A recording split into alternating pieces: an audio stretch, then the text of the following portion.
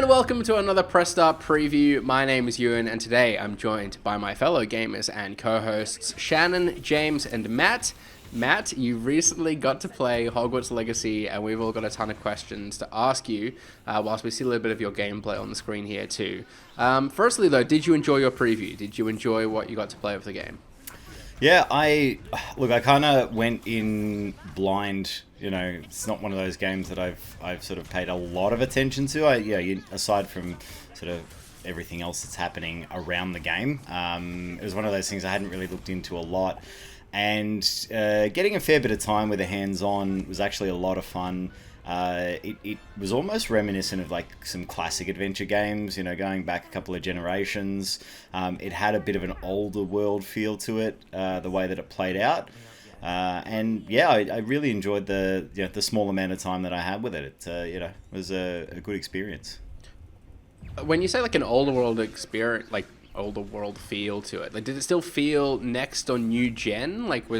I'm hoping it's evolved somewhat since like Chamber of Secrets on the PS2, which is kind of really the only Harry Potter game I've sunk considerable time in. Absolutely. No, it's technically and graphics wise it was a step above that. It was more so just it's got that older school adventure feel to it. I think it was just the way that the game felt, not the way that it played, not the way that it looked, but the way that it felt. It just had sort of a more classical adventure feel to it, with a lot of newer sort of features intertwined into it. So some of the footage of yours that you got to share with us had you flying about on a broomstick. How did that all feel?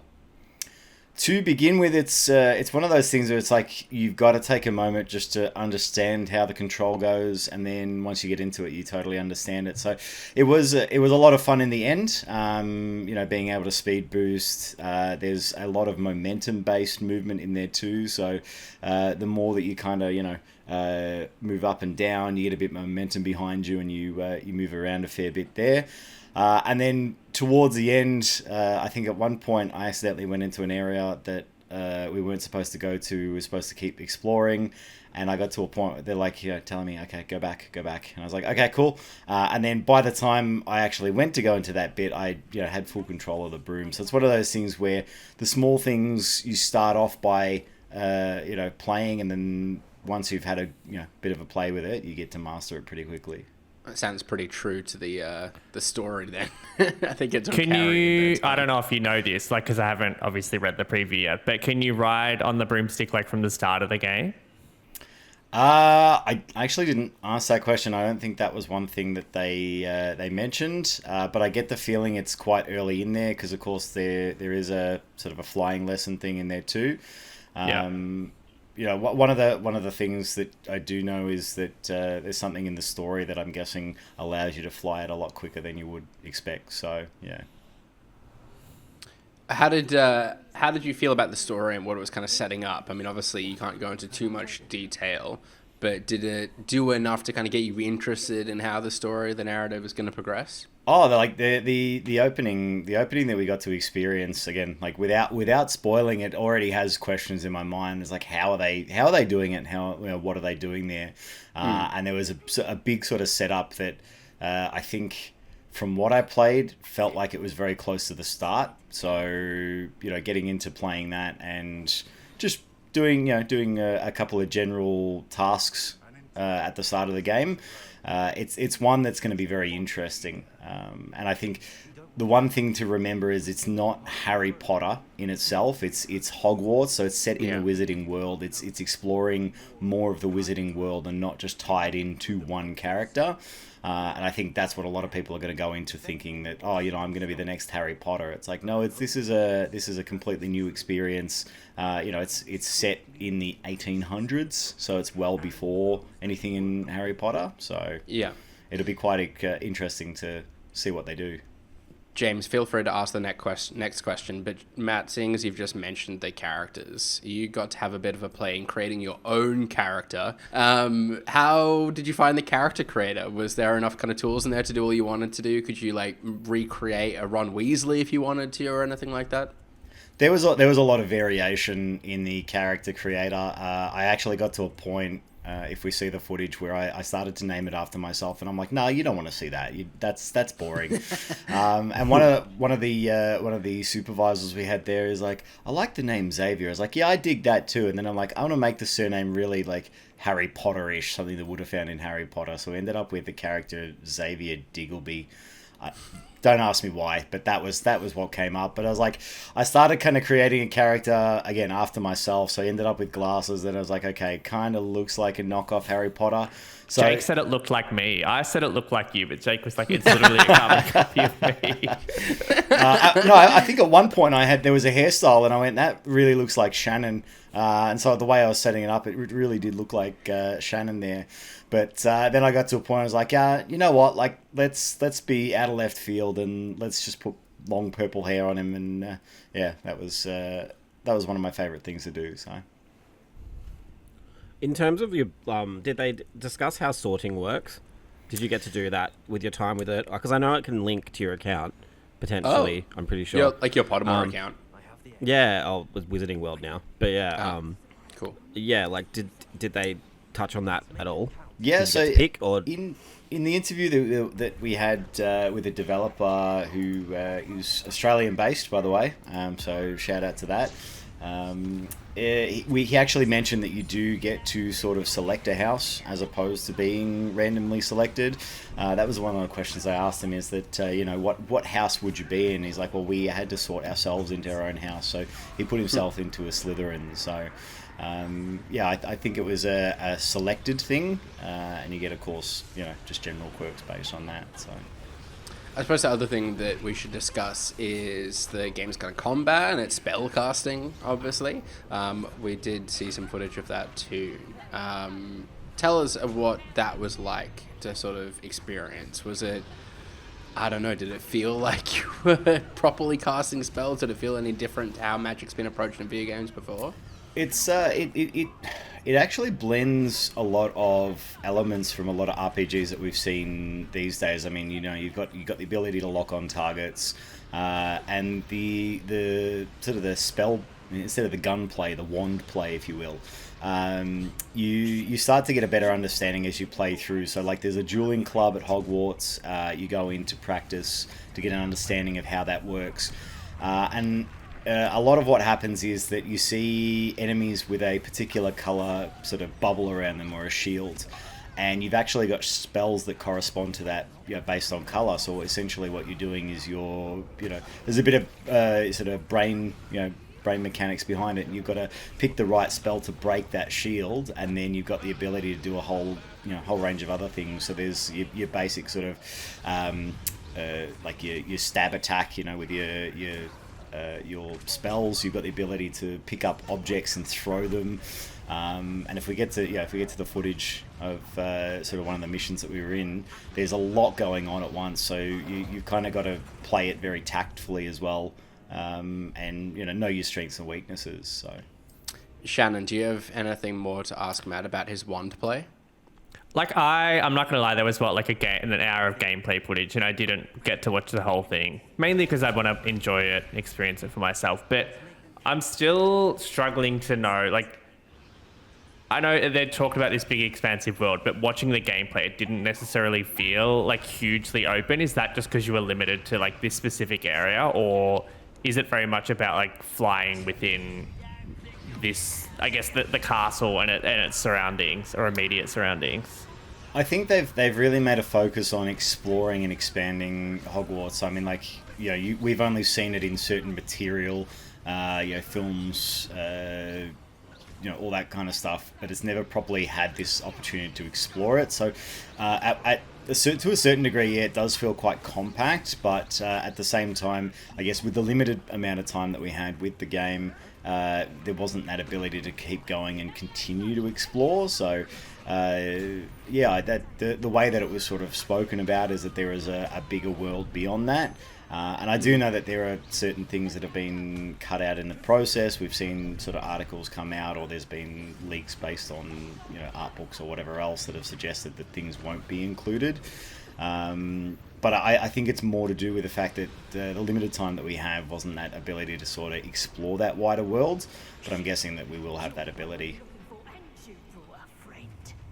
Yeah, awesome. And it was Going- fun. Like it felt fun. Like that would be, I know that's a weird question to ask, but I can't believe we're finally getting this game in like a few weeks. Like it's been 6 or 7 years of talking about it.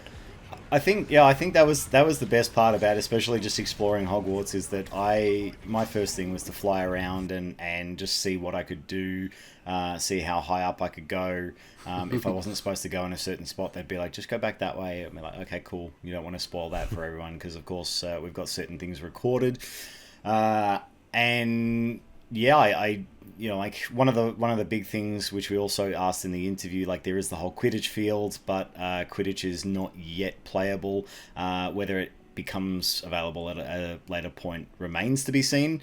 They don't want to give away too much, but of course at the same time, it's one of the questions we wanted to ask about what was happening in the game. So I feel like there's going to be a lot more to explore when the game does come out, but being sort of limited in time and scope at that point in time, we could only see so much. I don't know if they confirmed anything of this sort yet, but it does strike me as the kind of game that we could see a DLC kind of drop or two, or an expansion for, or maybe it is like kind of an ever ongoing sort of thing, and it kind of gets a longer lifespan, kind of something more Destiny-esque.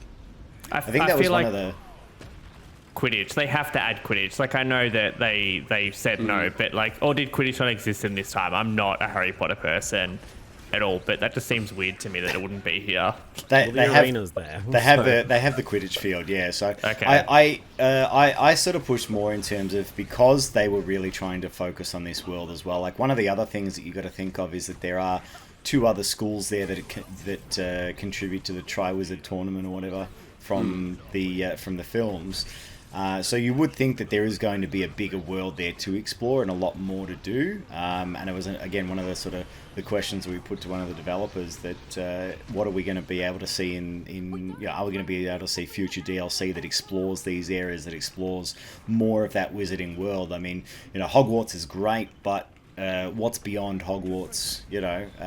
What do we get to see beyond that? So I guess, again, only time will tell. Well, assuming I edit this all correctly, you'll be seeing glimpses of the parts of Hogwarts that you did get to explore now. But take us through those. Like, what parts of the Hogwarts and the surrounds could you see in the time you had? So there's the Gamekeeper's hut, which eventually is Hagrid's hut from the film. You do get to sort of fly around all the different towers of the castle and everything. You can fly in and out of courtyards. You're not necessarily limited to like sort of walking into those. So I think there is a lot to explore and a lot to fly around and play with. We get to play one of the games out in the courtyard. I don't remember the name of it. It'll be on the footage, but is this where you're like shooting the balls and stuff? Yeah. So I only sort of worked out how to play it right at the end, and that's how I managed to draw the game. But it was sort of strategic that you've got to Accio the balls towards you and get them sitting on a certain spot. That's the technical term. When you're not Accioing cats around the world. Yeah. I think I was the first to try that. They said that because I tried to Accio there's a cat. Like one of the things I said is day one purchase because you're able to pat a cat. So you can pat the cats. But then I tried to Accio it. Another one of the people that was there tried to set it on fire. My God. It's very limited in what you can do, but apparently you can't Accio the cat. Apparently you can't set it on fire either. So no animals were harmed in the making. Is there footage of this? Like, do I need to timestamp this moment in the video? There is. Oh my God. The cat does react.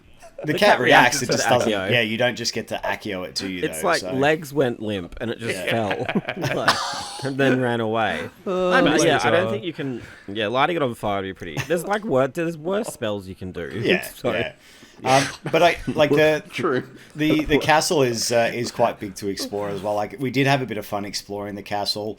We wandered down to the greenhouse, the herbology sort of area. You do make your way through the castle to the the dueling club, and they've got this cool little compass that kind of looks like the golden snitch that you follow along as well, which guides you if you do get lost, because it's a big castle. You can get lost in there too. So what makeup of like combat versus like exploration versus I don't even know what else you'd be doing this type of game. Like, what kind of percentage do you think combat will make up of like the overall experience? I just can't really imagine a world where you're just going around like shooting spells at random enemies in like a Harry Potter game. Cats. I feel like the experience is probably going to be very mission based when you're doing combat. So it's if you think sort of like Mass Effect or whatever else, where the combat's limited to missions and everything. Yeah. I feel like it's going to be focused more on that as opposed to just the ability to wander around and cast a unforgivable curse on a random student while you're wandering through the halls. So the unforgivable curses are there too. That was one in the later scenes that you get access to the unforgivable curses too. So whoa, how do they work? Like, can you just cast them? You can, but you actually there is a bit of feedback through the controller, and of course it's a little bit the atmosphere in the game is a little bit darker. So obviously you've done something that's not quite right. I don't know if there's a whole morality thing that's going to be around that, but they were good to use when times were tough. But at the same time, I'm guessing that it's going to have adverse reactions the more that you use them. I literally saw someone explode. Like, you cast something, and they the cat. And no, it wasn't the poor cat. But like, I don't know if you remember that bit, but there was a bit where I was like, whoa, that's like pretty intense. Like, it wasn't bloody violent, but somebody literally blew up. So like, I don't know what spell that was, and I was like, must be an unforgivable curse. I'd say that was probably in the last mission, which the dragon. Yeah, I was just struggling. At that point I was kind of like, okay, I'm getting in over my head here. I'm just going to keep pushing like these spells because they seem to be pretty powerful. My biggest concern was just before that when I did the Petrivicus Totalis on someone and they went stiff and they fell over and then like the body disappeared and I went, is that supposed to happen? And I'm guessing it was because then it happened multiple times. I'm like, okay, that kind of doesn't make sense to me, but I'm guessing that's just a thing that happens so that you don't have to keep going and putting him back to sleep. So was there was a lot of barrel throwing at the end. Like Donkey Kong style, but like was that like intuitive? Like, did you like, generally speaking, when you pick something up to throw it at something, was it almost always what you wanted to happen, or was it hard to aim? No, that was so like aiming is kind of done with the R3 stick, selecting an opponent, and it was more so that as long as you're locked onto someone, that was my goal, is basically hit them with as many spells, and if it's not working, throw stuff at them at the same time. So it gets a bit chaotic at that last moment where you kind of just like bang bang bang, and then you're throwing stuff at them same time. But it's also a lot of fun. It was great to throw things at people. So cool. Well, I think I'm all out of questions for now, unless anyone else got any other burning questions. I guess we'll just...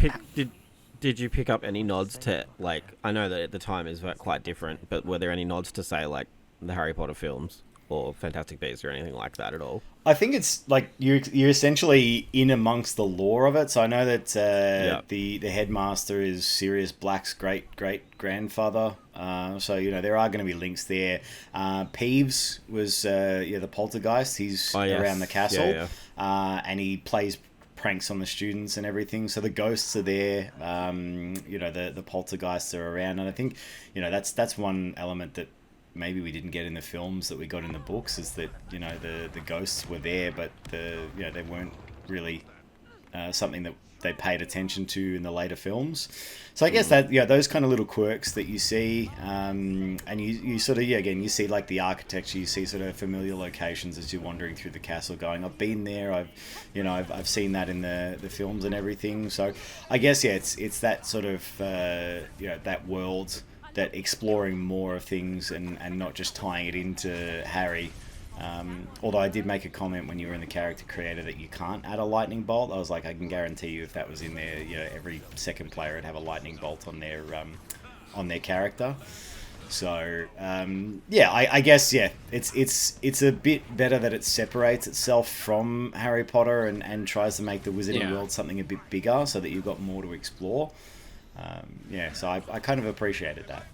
Yeah, I'm super excited for it, and I know there's a lot of people that feel the same way, and obviously some that don't as well. But yeah, I think people that are fans of Harry Potter will get to enjoy a kind of different take, I suppose, on it and the universe. And I don't think we've ever quite been able to engage with Hogwarts or explore it in quite the way that this game suggests we will. So looking forward to seeing more of it, but do wait and check out our final thoughts on Hogwarts Legacy nearer to its launch when we are able to drop the review. But Matt, thank you for sharing your thoughts on the preview. Shannon and James for joining us. We will catch you again next time.